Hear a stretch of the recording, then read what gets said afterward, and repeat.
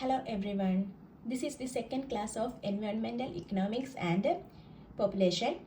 Here we are going to discuss cost-benefit analysis and compensation criteria. Cost-benefit analysis is a systematic method used in economics to evaluate whether a project policy or investment is socially desirable by comparing its total expected benefit with its total expected cost. Cost benefit analysis means that we are implementing a project, we are checking that that project is beneficial to us or not. In the environmental economics, CBA is essentially important to assess the desirability of activities like building dams, reducing pollution, or conserving forest. In environment related activities, cost benefit analysis is important. Like if we are considering a dam, it is beneficial or it is harmful to us. Reducing pollution, conservation of forest, how its impact on our environment. So it is important. If the total benefit exceeds the total cost, the project is considered economically efficient and worth undertaking. If our benefits exceeds the cost, it is economically efficient. Sometimes such projects may benefit one group while harming others.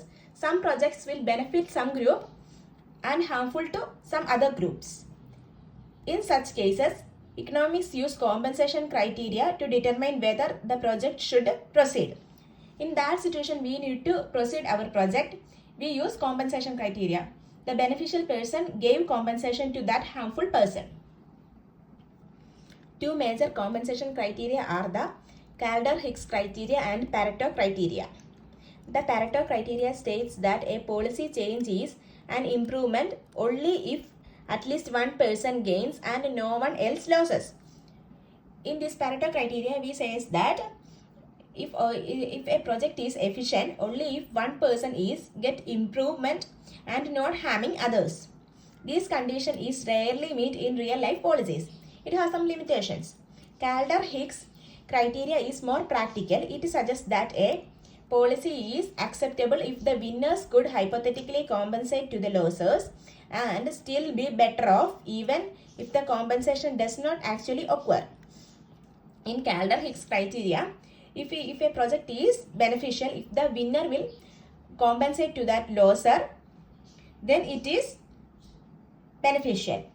This Calder-Hicks criteria is less strict but more applicable rule for evaluating public policies, especially in environmental decision making.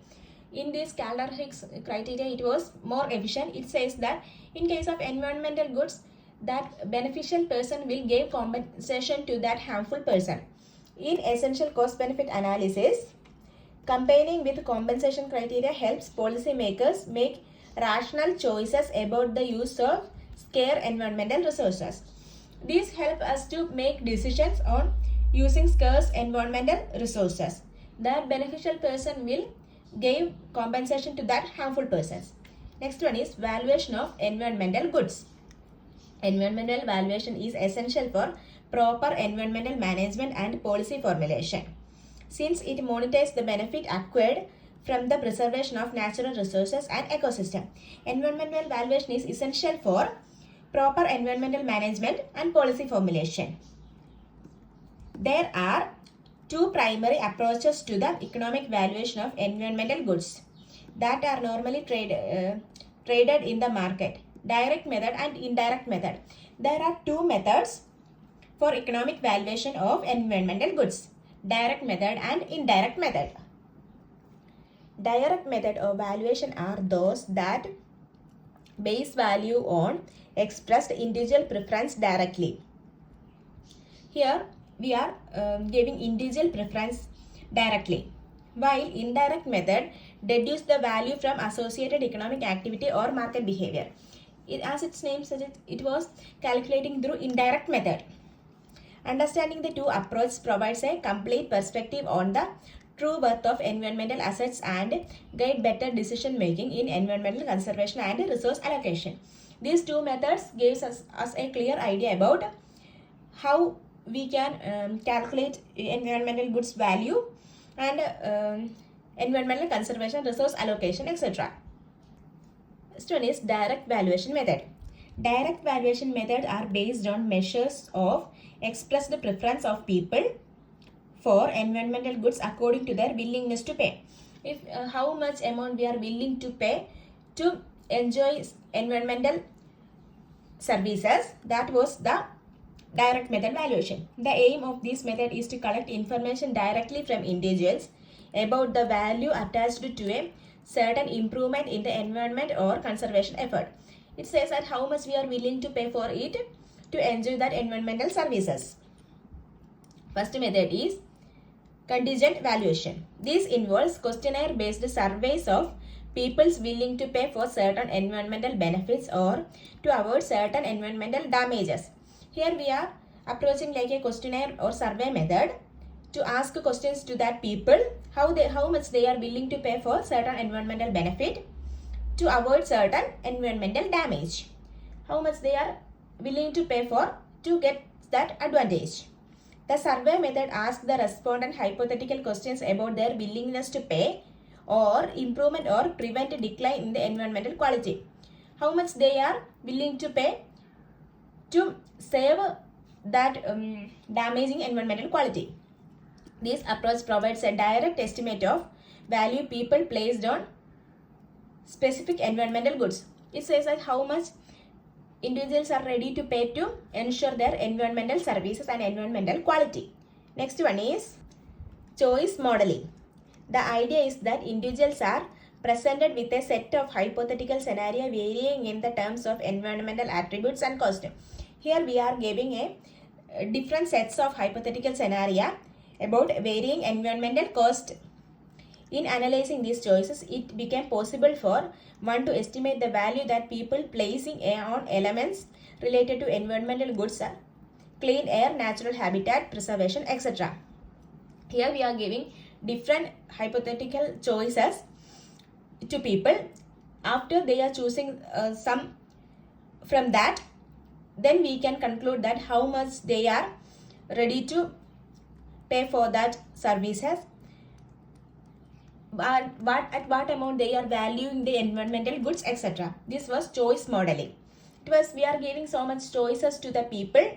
After they are choosing, after that people's choosing one of them. Through this we can evaluate how much value they are giving to environmental protection and clean air, natural habitat preservation, etc. Next one is indirect method.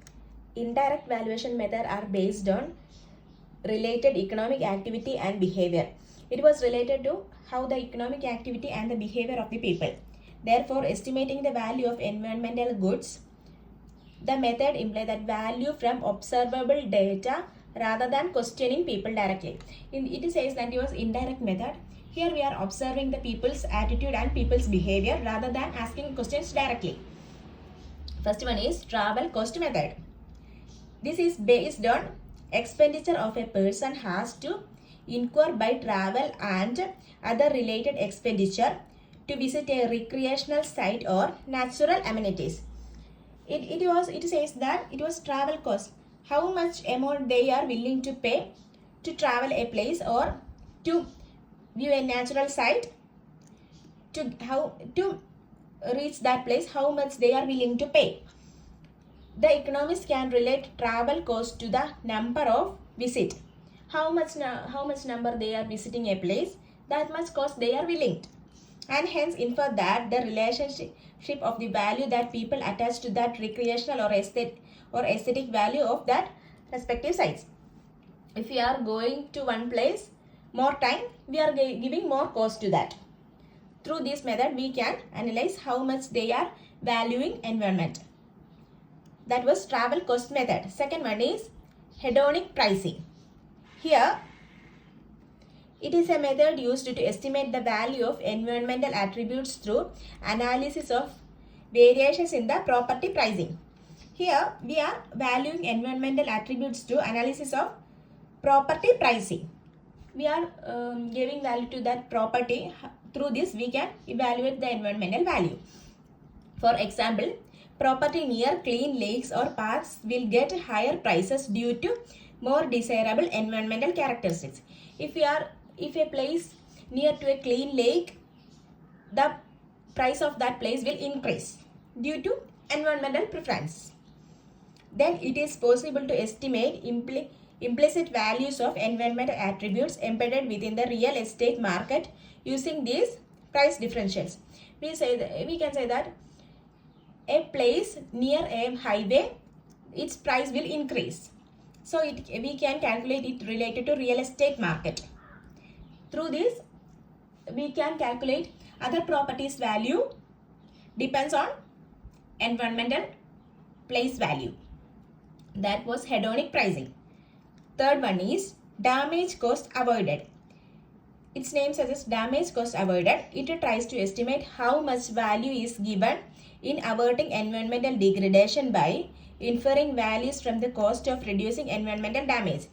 Here we are how much we are paying to avoid that environmental damage.